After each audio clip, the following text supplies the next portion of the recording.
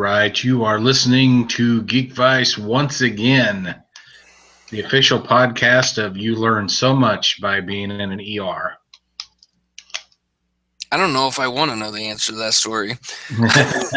Well, that's how I spent my day. Oh, welcome everybody to Geek Vice, episode 131, proving any vice with enough geek can become a virtue. My name's Morph, that man's Kip, and he's a fan of Bigfoot. Good evening, Kip. Hide and seek champion. There you go. Nobody finds him. Nobody. So, why were you in the ER today? Do I want to know? Yeah, well, I was in the ER today because I got a call from my wife saying she has kidney stones. Oh, no. So we made it to the hospital at 11 a.m. and we left at 3:30. Oh, that sucks. 4.5 hours of joy. But the one thing you will learn about being in a hospital's ER, kind of close to the inner city, Yeah. you will learn that you will completely lose faith in humanity. Holy cow. It wasn't pretty. And yeah. talking to the nurse that took care of us, he was a cool guy. Because of the way certain insurances are, it's cheaper for these people to go there for their primary care because it's free than go pay deductibles and wait to go see their doctor. Awesome. So they clog up the ERs.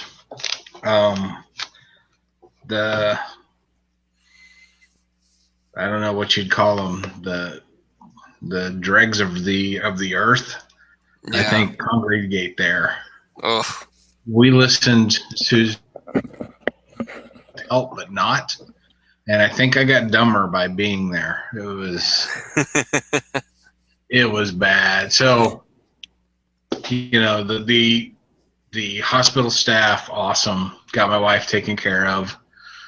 Basically gave her some pain meds and some stuff to help push it through. It was small enough that she's going to have to pass it herself. So that's not going to be comfortable. But we got all that done. 3:30, checked out, got out to the car, pulled out of my park. It was like, car tire sounds weird. So I pulled off to the side, got out, passenger rear tire completely flat, ran over a screw. So here I am in my work dress clothes trying to change a tire. The jack that comes with these cars, inadequate is a word I would use. I jacked the thing up as high as it would go, and it didn't lift the tire up high enough to get it off the car. So we had to call AAA. And that took them 40 minutes to show up. And I have a Honda CRV, so it has the spare tire on the outside back. Yeah. And it has one of those vinyl covers over it.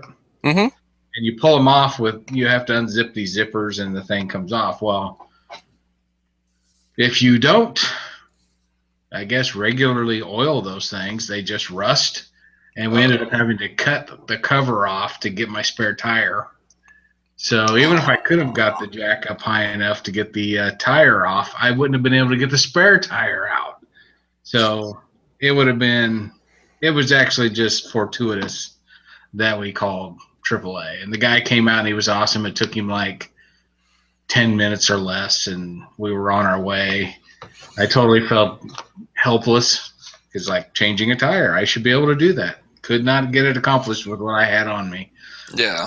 And the funny part about it is hospital security kept driving by, but they never stopped to ask what we were doing.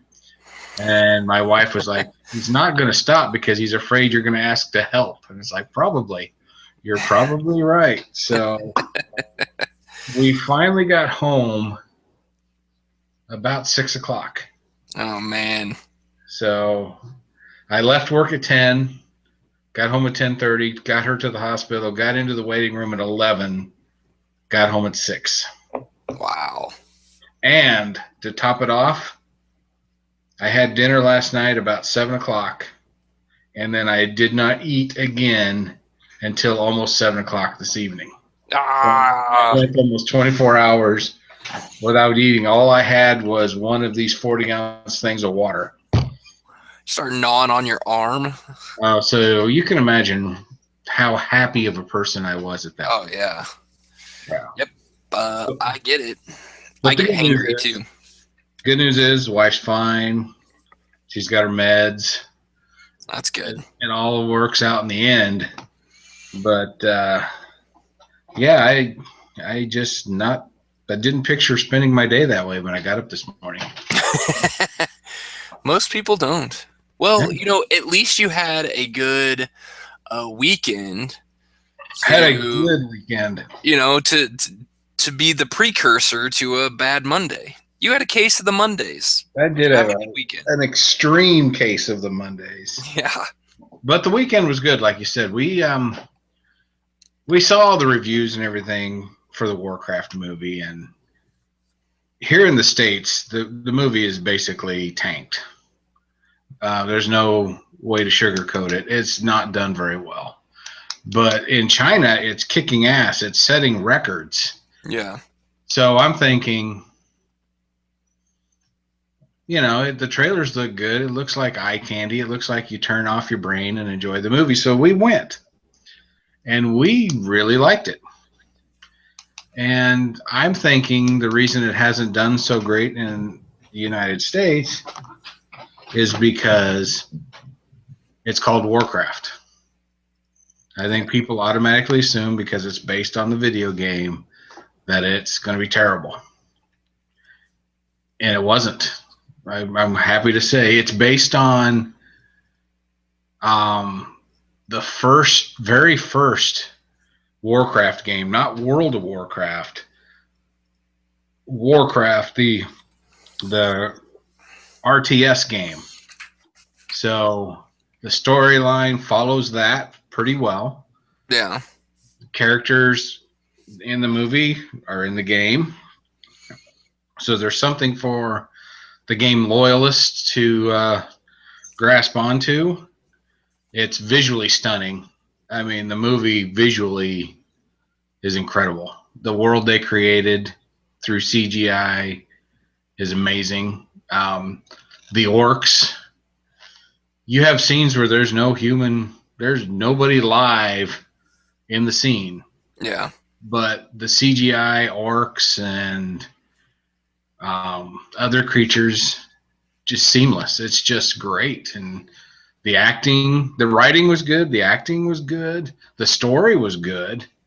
I wish more people would have gone and see it. I'm hoping that it did well enough in China that they will do another one, because this was really good. I highly recommend it. If you're listening to this, it's still in the theater, go see it. It's good. And the beauty of it is the ending doesn't go the way, since people who didn't play the game wouldn't know. I think it ended the way the first game ended. Yeah. But as far as the way movies traditionally go, it doesn't end that way. Right. And it perfectly sets itself up to be a franchise for another movie. And,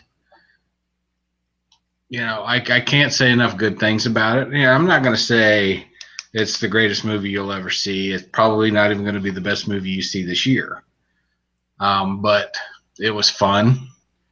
If you watched the show on the History Channel, Vikings, the guy who plays, was it Rothgar, I think is his name. His real name is Travis Fimmel. And he plays basically the head Viking. Well, he plays, he's not the king. He's like the right hand of the king, if we use the Game of Thrones reference. Probably just the military leader. But I really like Travis Fimmel. He does probably more acting with facial expressions than most actors can do with everything they've got. And he just has this way about him. You can't picture him any other way than Vikings or something like Warcraft, but he was perfect for the movie. Glenn Close is in it, which surprised me. Dominic, I can't think of his last name. He plays the preacher, the new TV show, The Preacher. He plays the king in this movie. Okay. Yeah, it's just one of those movies that catches you off guard. And it could be because my expectations were so low because of numbers and reviews and everything. And maybe that's why I liked it so much. But I really did like it. Both the wife and I walked away going, that was actually good. And when it comes out on DVD, I will watch it again. So if you get a chance, go see Warcraft. You will not be disappointed. Well, that's interesting because I hadn't looked at the the reviews for it. I've basically I knew it was there, but I just haven't had time to go see the movies. I was gone for, out of town for a whole week, and this is a movie that I need to see before I take my oldest one to it. My youngest one's probably not quite ready for something with gigantic orcs in it. I don't need a 4-year-old screaming his head off because he's scared of gigantic orcs. But so I looked up on Metacritic because I like looking up Metacritic better than Rotten Tomatoes for my ratings because it breaks out. It keeps critics and users separate. Okay. So you can kind of see what you're looking at. And critic-wise, it was terrible. You have out of, 40 critics, it's got a 32 meta score, which I believe it's out of 100. So that's really bad. It only had 3 positive reviews out of those 40. But when you look at the user reviews, it's got 416 positive reviews out of, it's got an 8.6 on a 10 scale from the users. So people have enjoyed it. Now, the internet also has the ability of, mixing in different countries. So one of the comments in here is actually written in Russian, so God knows what it says. But, I wish I could do a Russian accent. I would have done something there. Yeah, exactly. But, just the idea that there are people out there that are enjoying this movie, and whether or not there's going to be a sequel to this thing is probably a long shot anyway, unless Blizzard decides to give up your relinquished control, because it took them. This movie has been in the works for multiple years. Like, this was a long production. Well, with the amount of CGI, I'm not surprised. Yeah, well, and it's also Blizzard's backing. Blizzard doesn't half-ass anything. Like, they've delayed movies. They delayed StarCraft 2 a full another year before StarCraft 2 came out. Like, they had said it was coming out at one point. That time came up to it, and they're like, you know what? It's not ready yet. We push it back another year. And they do that. They don't rush anything out. They don't put something out that's close. They wait till it's exactly what they want. So, that for a video game company that lives and dies off of fan reactions, that's probably a good thing. But for a movie studio, for people making movies, you're going to have a hard time building the hype back up for a Warcraft 2 movie if you're not looking at that movie coming out for 2, maybe 3 years. That might be harder to pull off. So I don't know. Could be. But the way this one ended, I would really like to see what they would do with the second one. I'm sure they would follow the second RTS game, which is completely fine. A friend of mine who him and his whole family pretty much played those games back in the day, and he geeked out hard on this movie. Yeah. Which is exactly what I think the reaction Blizzard was looking for. And I'm hoping there's more people like him that went and saw it and is completely invested in it and is telling their non-gamer friends to go see this movie, it should do better than it's done because it's good enough. But I think the stigma of Warcraft has probably kept viewers away in droves. Well, and that's a stigma. It's probably not even just Warcraft. It's the stigma of a video game movie because I mean, really, has there been? I mean, what would have been the next best video game movie?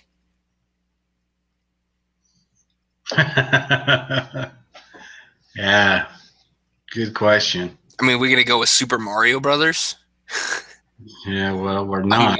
But I guess you could go with some of the Resident Evil movies. Those have been fairly popular, but not blockbusters by any means. Was Ultraviolet a video game or a comic book? Video game. That was an okay movie. Yeah, but it didn't do very good in the box office either. No, it did not. Or with the critics. No. Which is too bad because Mia Jovovich's butt looked really good in those pants. Yeah, it did. And they did a lot of close-ups of that, and it was that. So, I mean, I think, and it's going to be curious. I'm actually I'm curious if Warcraft, the response from Warcraft, because like I said, Metacritic's got a lot of user scores that are pretty high on it. Rotten Tomatoes is a little bit less, but it's hard to tell where the critics have done that and the fans have done that. But if Warcraft gets a little bit of a positive vibe between the fan base in the community, what's that going to do for Assassin's Creed coming up? End of this year. Well, according to my Google search here, it's done 308.9 million, but 200 million of it's in China. Yeah. So I don't know. I don't know what it costs to make, but 300 million is nothing to sneeze at. That is true. That is true. Yeah, I don't know. I mean, we'll just have to kind of wait and see, I guess. Yeah, well, if you're listening to this and you're thinking, man, wish there was a good movie to go see that. You will not be disappointed. There you go. Go see Warcraft.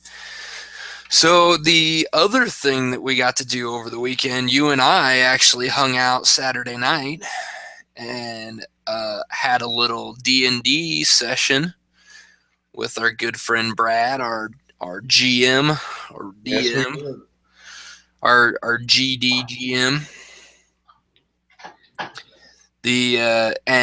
We introduced a new character, which we talked about last week. Your wife, Holly, her character was introduced to the group, and I thought the way she was introduced actually worked out really well. Okay, what's her character's name? Sabina. Okay, so it did work. Okay. Why? Because when my character got introduced, I got home that night and I was sitting there thinking, it's like, you know what? I don't know any of the other characters' names. Well, the one advantage I have with remembering their names is the fact that I write all the notes. Yeah, that's true. So I wrote Sabina probably 15 times in there because it was at least the first part of our session was about her, and about her coming in. Now, since you and I walked away from the table when she was actually introduced and kind of went through her whole spiel, I got to get with Julie because I know she probably wrote down a lot more of that than I did. Because you and I decided to go and say F the group and walk forward when this new person shows up. Like, you take care of that. We're going to check down here. Well, if we're being true to our character, which we were, when she showed up, we were pretty far away from the group and didn't see her join the fight. Yeah. So the fact that we just kept going made sense to the story. Yeah. So well, and we did the right thing. We had just gotten ambushed. We had just gotten a sneak attack done against us, and we're in a cave where we can't see all the way down the cave. We need to make sure that there's at least a point where we can say, okay, we're safe and we can regroup and move forward. But so I think thematically, I think it made sense for us to keep moving forward. But Absolutely. I couldn't agree with you more. That's why we missed out. but as the note taker and the person who tries to write these stories, that probably wasn't the smartest move on my part, my non-character part. Well, what we've learned by playing this game, if it's not the smartest thing to do, that's usually what we choose. Yeah, that's true. That is true. And that session, we ran into, well, first of all, we had some rolls just go poorly. And it was all of us going poorly at one time. My stupidity of not checking for traps as Portia and my character go down the steps, and I step on a trap that makes the steps go to a slide. Yeah, that was pretty awesome. And you got bitch slapped by a mushroom. Yeah, that's always nice. Yeah, and our spellcasters wanted to use spells on these mushrooms. It's like, no, just hold off. Spells on these things. Yeah, yeah. And the worst part about it was, further on in the cave, we noticed that there's all these bats hanging from the ceiling. So we had to do a couple of stealth rolls to walk underneath without scaring them. And the first one, I think we all passed with flying colors. And then the second one, I think half of the group failed spectacularly. And we got swarmed by bats, which was entertaining. Yeah, it was either the second or the third one. We failed miserably. Yeah, like it was pretty brutal. I mean, I don't think any of us got over a 10, and they just came. And then there was those like sucker things, like leech bats that stuck to. That was pretty funny when Holly turned to you and go, just stab it. Like, all right. Oh, that was funny. That was good. And then, of course, getting swarmed by, what was it, 20? What did we have? Was it 28? 28 kobolds. Yeah. Of different types. Some rock slingers, some flying. 28 kobolds. And that we did a pretty good job of handling it, but I was surprised nobody went down. We actually handled it pretty well. We did.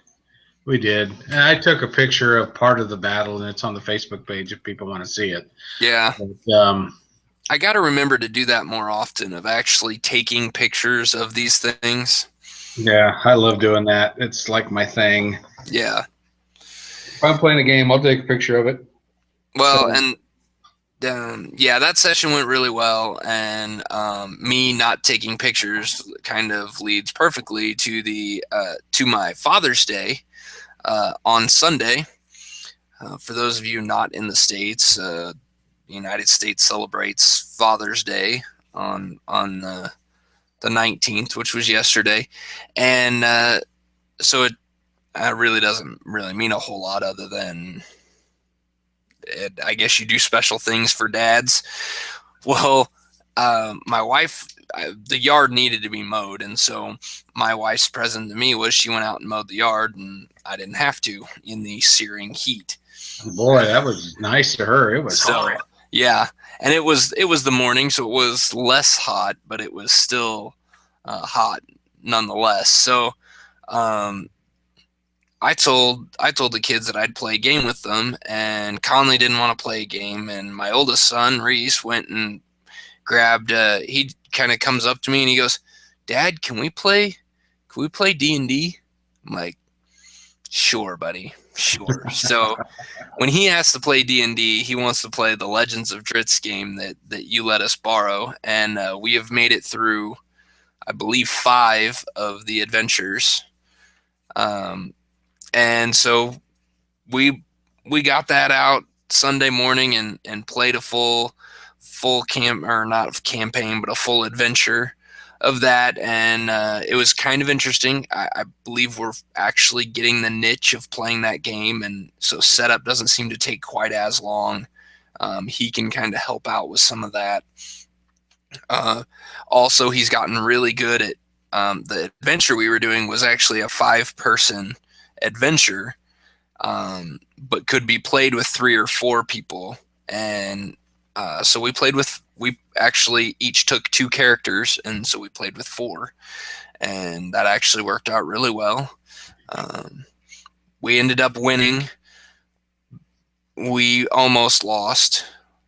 My character I played as, so if you're familiar with the Legends of Drizzt, the books, the same characters are in there. So you got Drizzt, you've got Wolfgar the Barbarian, you've got Bruner the dwarf fighter, and you've got Katie Bree, who's the archer. I believe she's a human fighter, I think is her racing class. But anyway, her specialty is bows and distance, and she's also very soft and squishy. And I played as Bruner and Katie Bree, and I ended up dropping once, had to use a healing surge to get back, and then used a couple of potions that I picked up from defeating some bad guys, but to keep her alive through the end. But luckily we made it through. We got out just fine. The big bad guy, and that was exciting and fun, and the kids enjoyed it. So it was good. I like that game a lot. I recommend it for anybody who kind of likes playing D&D but doesn't always have the time or the number of people to run a proper campaign. The adventures in this work out really well, and they play in anywhere from setup time and playing time. You're looking at anywhere from an hour to 2 hours. So it takes up a little bit of time, but it's fun. And before you know it, like, time goes by really quick, because before you know it, you're like, oh crap, it's time to go. And that's what happened on Sunday, because my wife came in from mowing, and she looks at the clock. She's like, oh crap, it's 11:30. We had to leave. We had to get ready and leave to go to the sporting game on Sunday. So that was we had to rush through the end of that game, but we still won, so that was good. Very cool. I'm glad somebody's getting some good use out of Legends of Drizzt game. Did you play it very much? I probably played it a handful of times. I really like the game. Yeah. But it's one of those games that you bring it to a game night and nobody seems to really want to bring it to the table. So it sat sadly unused quite often. So I'm glad you're getting some use out of it. It is definitely getting some use, and it's I think there's 10 adventures in it, so I think we're about halfway through. There's either 8 or 10, but so we're right around the halfway mark, or a little over halfway done with it. So very cool. I like it. And then of course you can run the random, just create dungeons and play through them that way. So might have to do that next. There you go. And then, of course, last week I talked about all the new video games that I bought, and I was going to try to play some last week, and then things just got in the way, like watching Sporting Kansas City play during the week and watching USA play during the week, and both of those games were not televised on channels that I can get. So the Sporting game was actually broadcast through their YouTube channel. But in order to watch those games, I'm kind of surprised YouTube actually has some of those that are blocked on the Roku device. So I couldn't pull up the stream on the Roku device, but I could pull it up on my computer. So that was a little weird. So I watched it on my computer. I just hooked my computer up with the HDMI port to my TV, and then I could watch it on the TV. There you go. I don't know why they can't get the game through the Roku YouTube app. I don't know. And then the USA games for Copa America are on Fox Sports, and Fox Sports has an exclusivity with the Amazon Fire TV stick thing. And I don't have that. I got the Roku, so I can't get Fox Sports on my Roku for probably, I think it's another year. I think 2017. The exclusivity should be up, and then I will be able to do that. So I had to use my computer, so that meant I couldn't play any video games and watch those at the same time. So, well, you actually had to just do one thing at one time. I know, which is what I normally do anyway, but sometimes I try to kill two birds with one stone. But last night I was able to load up Assassin's Creed Rogue, which is one of the games that I had purchased in the Humble Bundle, and I didn't get to play very much. I only played about 30 minutes, but I was really shocked. I guess I didn't realize that it took place in a similar time frame to Assassin's Creed Black Flag. So it's very naval oriented. So that was kind of, it's kind of cool how quick I could just jump back in and play it as if I was playing Assassin's Creed Black Flag, which I haven't played for a long time. And the other thing that I noticed that I really liked was Ubisoft, their Uplay service that you have to use to play their games on the computer, actually recognized all the other Assassin's Creed games that I had played because of their connection with the Xbox, and not the computer being connected with the Xbox, but going through the Ubisoft servers. It recognized that I had played all the other games, and so it gave me special outfits that match for each of the other characters from the Assassin's Creed games that I've played. So that was kind of neat. That's pretty cool. Yeah, I kind of like that idea. I kind of like that connectivity thing, so that was kind of fun. I'm looking forward to playing through that a little bit more. I am looking at the possibility of putting that on our YouTube channel and playing that game for everybody to watch me suck really bad at it. However, I've got to check the settings and things like that in order to be able to record it. So we will see how that goes. Just stay tuned to our Facebook channel and keep an eye on the Geek Vice Gaming playlist, and if I'm able to do it, it will show up on there. And of course, last week was the big thing of E3. E3. So there's a crap ton of stuff that came out of E3, and we're not going to get through all of it because we don't need this to be a 3-hour-long podcast. At least, I mean, some of the videos were over 2 hours long. Well, I mean, that I watched. Yeah, just the conferences themselves are, I mean, they're hour to 2 hours long. The Ubisoft one was a full 2 hours. It was crazy. Yep. But so we're just going to kind of hit some of the highlights. And one of them that I wanted to actually hit on, because I think has a resounding, or will have a resounding effect to the gaming console market, is that Project Scorpio was announced by Microsoft, which is their new console. Obviously, Project Scorpio is just a code name right now, not the actual name of the console, although a Scorpio console would be really cool. It would. And what's funny about the announcement is when they give you the specs, I would love to see the reaction to somebody who's up to speed on what all this stuff means. Yeah. Like, I'd like somebody to read the specs to, like, my dad. When they say 6 teraflops and all this other stuff, I'd love to see the look on his face. Yep. The teraflops thing was just hilarious. It just made me laugh. Like, what the hell? I don't even know what that means. But it's, from everything that I've read, there has not been very many people happy with the Xbox One's performance. it's not performing. The hardware isn't performing at the level that some people thought it would be. And so the Project Scorpio thing is kind of a good idea.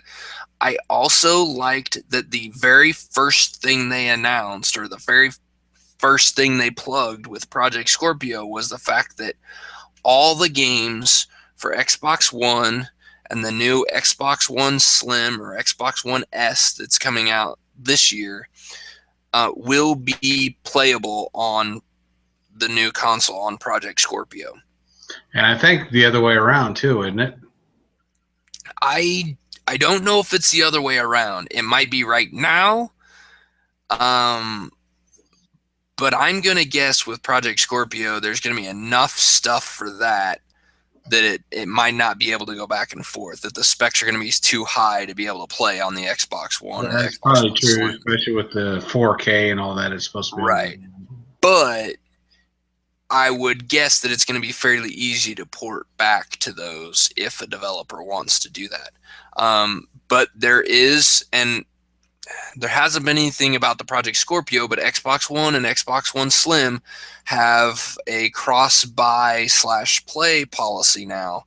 So any game that is eligible for this, what they call it, Xbox All Access or something like that, can be played on the Xbox One and Windows 10 machines for free. So you buy it on one, you can play it on the other. So that, which is really cool, especially for somebody who, say like me, who has a PlayStation, but wants to play, an Xbox exclusive. Yeah, you could buy the game, play it on your Windows 10 machine, and you didn't have to buy the console. Yeah, exactly. I think me likey. Yeah, I like that idea. So, the other Xbox news was they had lots of games out there. I would say Microsoft, out of the big three, conferences that were held, Microsoft, Sony, and Ubisoft's conference was probably the lamest.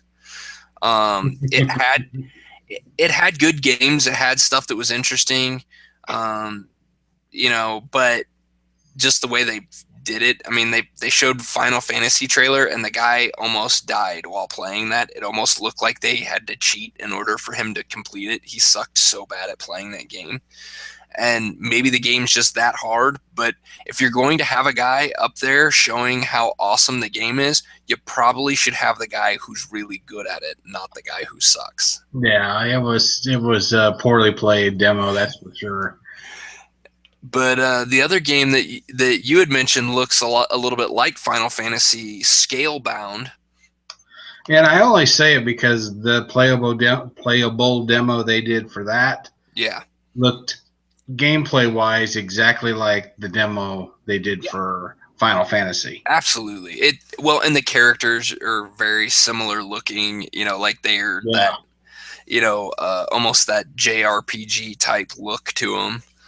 Yeah, and the combat was so helter-skelter.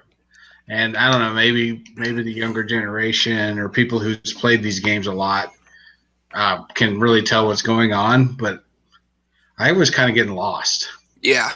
And I don't know if some of that was because they were trying to show more, he wasn't playing the most effective way to defeat the big monster.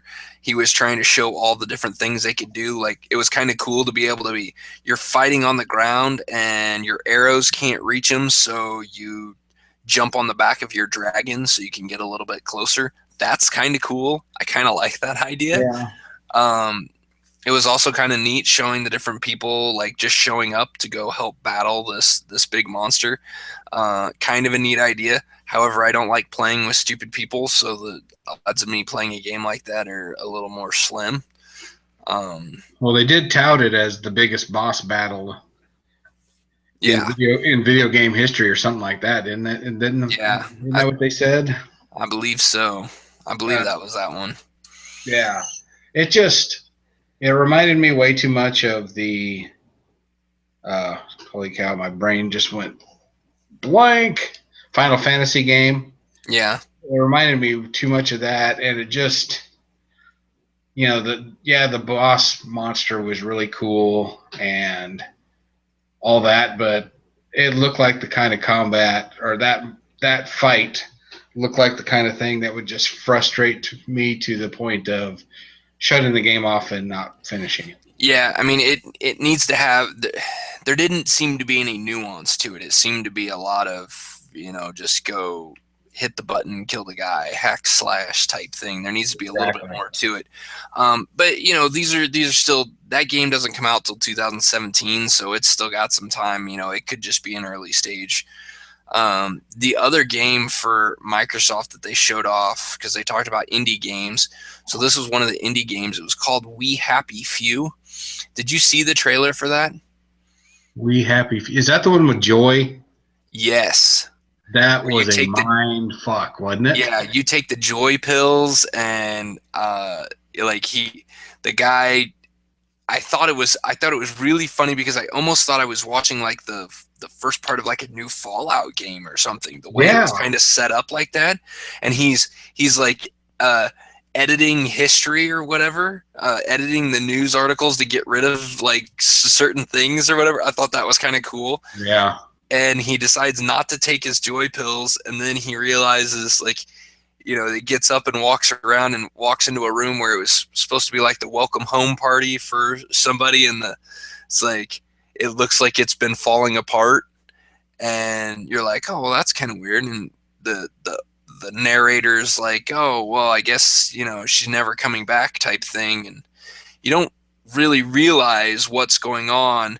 I think the first time I realized it was when he walks into a room where they're having a party, and there's a piñata, and they're all talking about smashing the piñata, and then you get to eat the candy that's inside, and they're like, here, you try, and they hand him a bat, and then he walks over to it, and you see a piñata there, and then he smashes it, and then it kind of flickers a little bit, and you see on the table it's a dead rat that he just smashed, and everybody's digging into the pieces of the rat, and you're like, okay, this is interesting. Out that he's not taking his Joy, and they start chasing him, trying to get him to take his Joy, and that's when the game went from holy shit, this is weird, to holy fuck, I gotta get out of here. Yeah. I'm curious to see how this game goes. I mean, it's wild. I mean, it's almost like you're playing somebody who's insane, and they're slowly becoming not insane. Yeah. But everybody else around him is cuckoo for Cocoa Puffs, and so it's fascinating.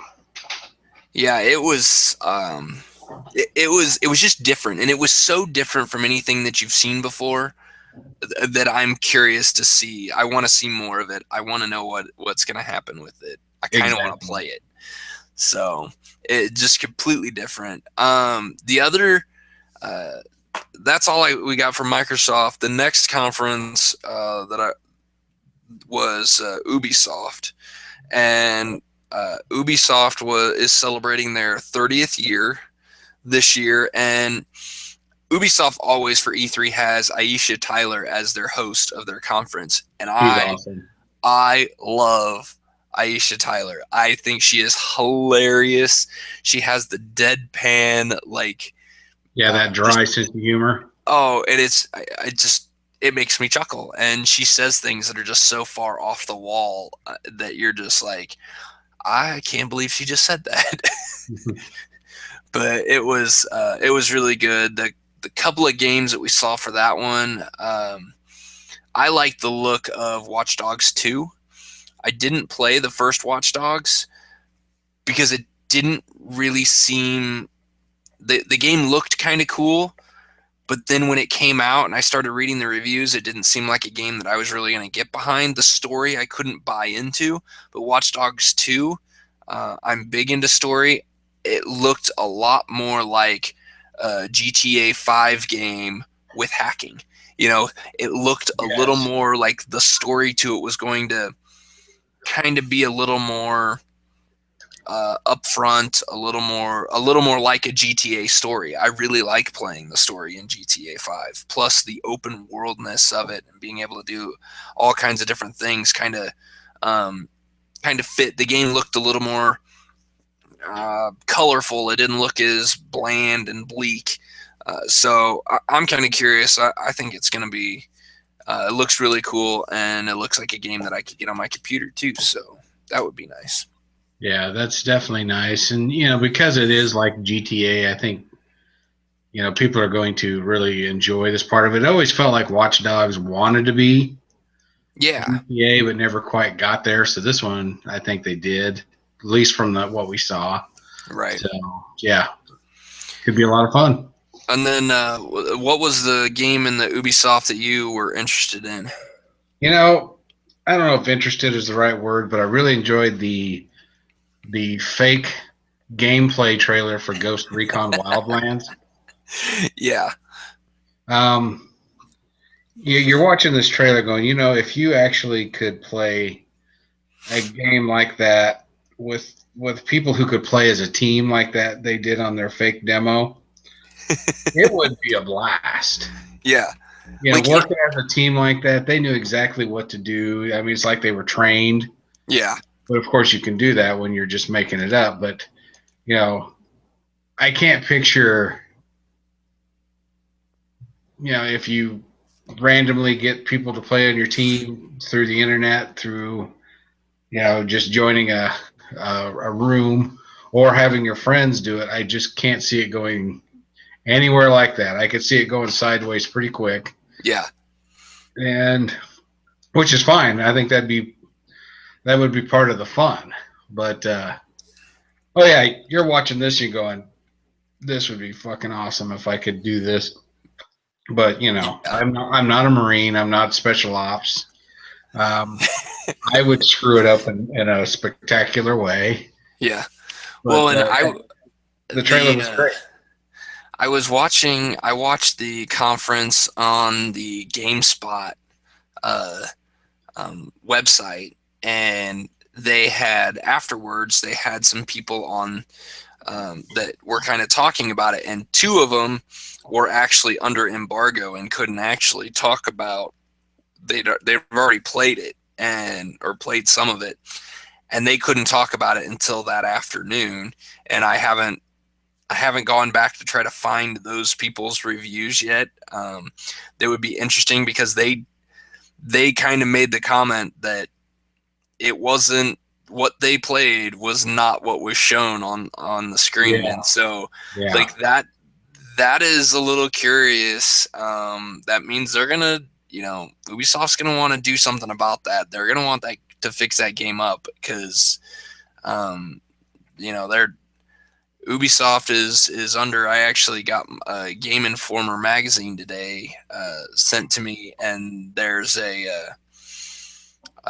article in there about Ubisoft, the hostile takeover that is almost imminent with I believe the company is Venvetti, something like that. There's another company that's actually buying up stock in Ubisoft, and it right now is at 15% of the stock they own. And so there's talks of a hostile takeover of them just buying up enough stock to take over, and Ubisoft is trying to fight against it. They don't want this company to do that. So yeah, you can't have bad games. You can't have games that get bad reviews and don't make you money if you're going to try to keep stockholders happy. So exactly, this is true. I just thought it was funny. It was you're watching and going, this is just really awesome. Too bad it would never happen. Mm-hmm. But which is fine. I was entertained. The GameSpot people, I liked how they used the word embargo, I think is what it was. They couldn't talk about it. Which is fine, but like you said, they alluded to the fact that what they got to play and what we just saw was two completely different deals, and it kind of looked like one guy may have kind of liked it and the other guy really didn't like what he played. Right. So I'd be curious to see what they say. Also, for some reason, I had a strange crush on that Lucy James chick that was the hostess. Yeah. I think it's the British accent. I don't know. Oh yeah. I can't argue with that. Can't argue with that at all. The best conference that I saw, I liked Ubisoft and I liked Aisha Tyler. She was funny. They had some good things in there.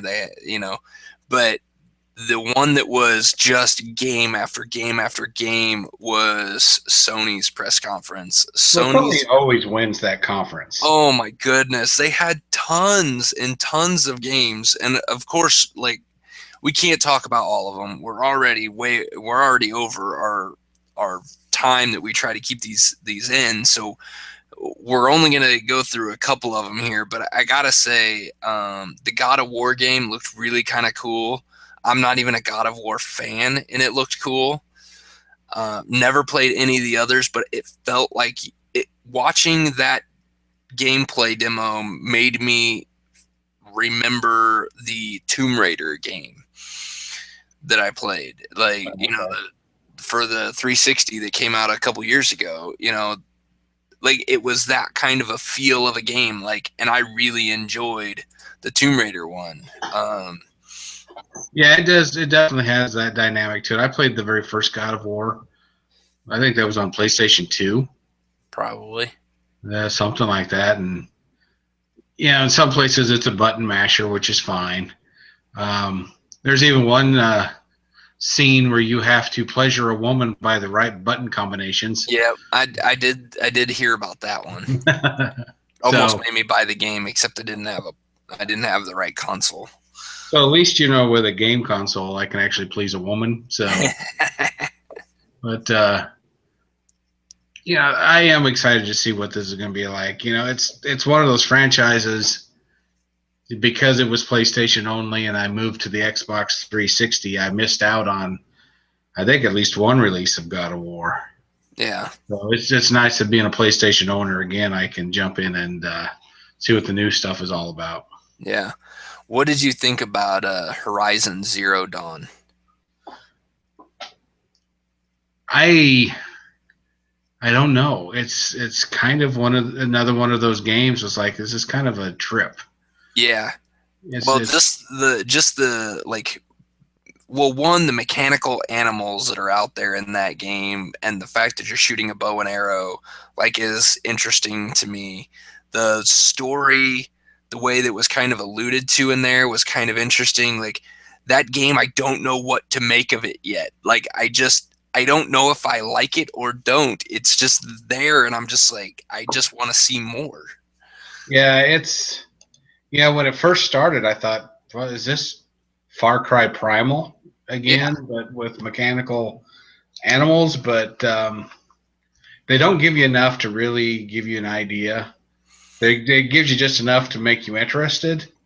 So, yeah, it's a wait and see for me on that one. Yeah.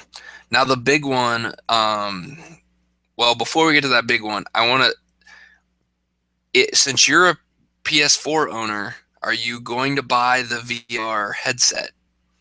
Nope. And the only reason is I get motion sick for quite a few games out there. And I figured VR would just be the worst thing. Go over the top with you, because they said that Resident Evil 7 can be played completely in virtual reality. Like, who wants that? Like, that I don't need to shit my pants because I'm scared half to death, like, while I'm playing a game. No, thank you. I mean, you're shitting your pants, I'm throwing up in a bucket. I don't know. Yeah. It seems like a lose-lose. I mean, I haven't gotten motion sick from a game in quite a while, but I could see myself getting motion sick from in VR. I mean, I get motion sick riding in the car, or did when I was a kid. But yeah, just watching that demo, I was waiting. Like, I was waiting for the point where something was going to jump out and I was going to jump. Like, and I was just watching it on a YouTube screen. Like, yeah. It wasn't even full screen. It was a small little window, and I was waiting for that to happen. I can only imagine with it fully around you. Like, Yeah, no thanks. Yeah, exactly. You play the game, you go to bed, you have nightmares. It sounds like a good idea. The one that was really interesting from Sony that I'm curious, they didn't give enough information to really um, go in a direction, is a game called Detroit Become Human. Um, this that title made me think of what was that? Being Human, wasn't that the show? Almost human. Almost Human, that's what it was. Um, that's what this game kind of reminded me of, was like a reality, a future that was similar to Almost Human. And you play as an android, I think, maybe, I don't know, you play as an android. We know that the character that we saw was an android, made it look like you played as him. And in that scene, it was a hostage situation. This android was coming in to negotiate, and they showed him go through one way, then they showed him kind of go back and go through a different way. You know, this demo made it look like this might be the first true choose your own adventure video game out there. They showed multiple different endings. They showed, to that scene, they showed multiple different endings to that scene. And they showed different choices that you made could take you different ways, whether, one of them, he builds up his trust and then betrays him. The other one, different ways of taking the guy out, whether it was just executing him, shooting him in the head, whether it was running through and pushing the girl out of the way and sacrificing yourself to push that guy over the edge of a building. Like, there's a bunch of different things. To me, that looks really cool. Obviously, we got to see that they actually pull off what they're promising here, what they're showing here, but it looked really cool. It does look really cool, and it reminds me a little bit of the Fable game, where your choices, made you either become good or evil, or and if you turned too evil, you became ugly, and all this other stuff. There's a little bit of that to it, where you make choices. Do you save the girl by the choices you make, or do you sacrifice yourself? Do you completely screw up? Like one of the scenarios they showed, your guy just takes a bullet between the eyes, and that's it. Yeah. So I'm fascinated by that. I'm also fascinated to see if that's the only scene, and then we're going to have DLC to have other scenes, or if there's more to the game than just that. Yeah. Yeah, it's real small right now. I don't even know what the release date is on that. I didn't write that down. But it's interesting. It's just really interesting on how that's going to work out. I'm curious. Fable, they made the comment that your choices the choices changed the game. But I still felt like playing through that game that all the choices really did was change your appearance.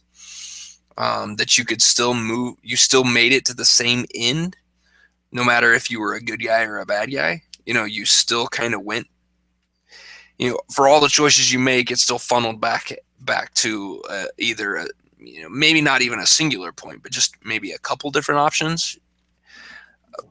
But this game makes it feel like it instead of funneling back, that it just keeps spreading, and that your choices could be, obviously it can't be infinite, but maybe the endings can be so large that because of one choice, leads to another choice, and eventually, that you playing the game and me playing the game might not be anything alike, that maybe our two games that we play are so different because of the different choices we make, and that if I choose left and you choose right, we don't end up at the same spot. And if we keep choosing different paths, that at no point do the ends of our games meet back up. You know what I mean? Yeah, and that's the way I look at it too. I use the comparison with Fable because your choices did That was affect the game a well, and that little was the bit. closest. That was the closest thing. I mean, Yeah, that's the Fable. Like that was the big plug for Fable was that it was going to change that your choices mattered, and they did to an extent. But this almost looks like it might be taking that another step farther, which is cool. right. Yeah, but like you said, the game looks small, and I'm just wondering if it just looks small because of the trailer, if it truly is small, because Yeah, it would be pretty cool to play that scene out, have it end a certain way, and if you survived it, whether the girl did or not, to have it go further on to see what happens to you, and then yeah. come back and replay that scene again, and maybe this time, you know, Or maybe the game is just built on it's maybe it's built on several small sections, and small sections meaning a couple hours or a couple 3 hours of gameplay, and then you you're end there, and then you have another case, and then you have to deal with that next case, and maybe the cases aren't connected because not all cases have, if you're a cop or a negotiator like that, not all of your cases have to be tied to this great big overarching thing. I In a game like this, I would be okay if you played through one and then that was one and you go to the next episode, and it's like episodes of Almost Human. Those cases, although they were kind of had snippets that might have had them connected, there were some that didn't feel like they were connected at all, and they didn't have to be. You yeah. know, Well, they don't have to be completely connected, but say in the first scene you completely botch the negotiation. yeah, Time you go to a negotiation is that in the character's head, and you yeah, have to actually do it even smarter to succeed. right, Or you completely nail the first scene. Does it make the next time a little bit easier because now you're, I guess, seasoned? yeah. I'd be curious to Or see if it goes that route. or it's something like the movie The Negotiator, where it's like, oh, hey, we're not going to give you any slack if you make one mistake. We're going tactical and going in guns blazing. And if you screw up the first one, then you get less and less time to convince that guy to come down before, some Yeah, sniper tries to take a shot and you have to go dive in to save her from falling off the roof, or whatever situation it's in. I don't know.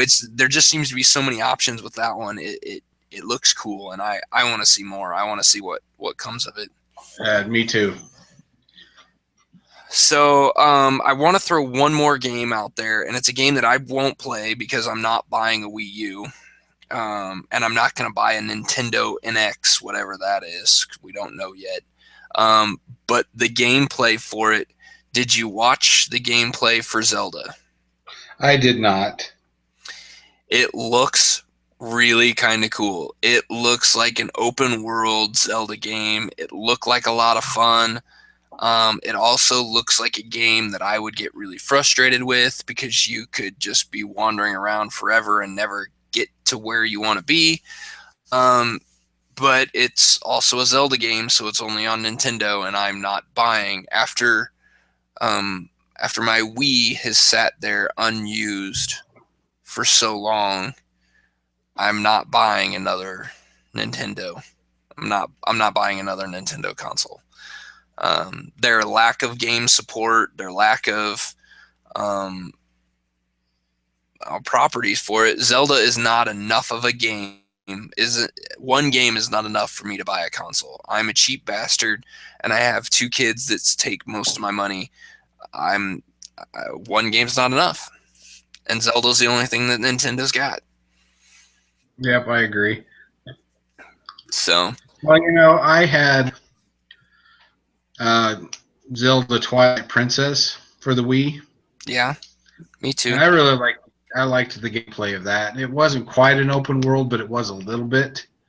So I'm guessing they're just taking it the next step, Yeah, I opening it didn't up. like I didn't like the controls in that one. I don't, and maybe it was just because I didn't get into it enough. I don't know. the Wii, I had the Wii and the Xbox 360 at around the same time. So I played some Wii games, but then when I did get the 360, I stopped getting stuff for the Wii because the 360, and it wasn't that it looked better, it was easier to control. I didn't have to do goofy swinging my hands and actually making them do the attack right. I mean, I had the biggest problem with Zelda was in order to attack, you had to swing the Wiimote at the right time, and I never could get the thing to take at the right time. And it's like, you know what? I get frustrated with it. I give up when I'm frustrated. Yeah, I had a hard time getting the horse to jump at the right time. Yeah. It's like, that's just like, it was just gimmicky type stuff, and it bothered me. Yeah. So, but that's all we got. I know there was a bunch of other stuff out there. I mean, there was a new Batman game from Telltale, although I didn't get to see a whole lot of that one. I just heard about it. There's a bunch of games that we didn't mention. So this is your chance. Email us at geekvice@gmail.com and let us know what games you're looking forward to, what you're looking forward to and why.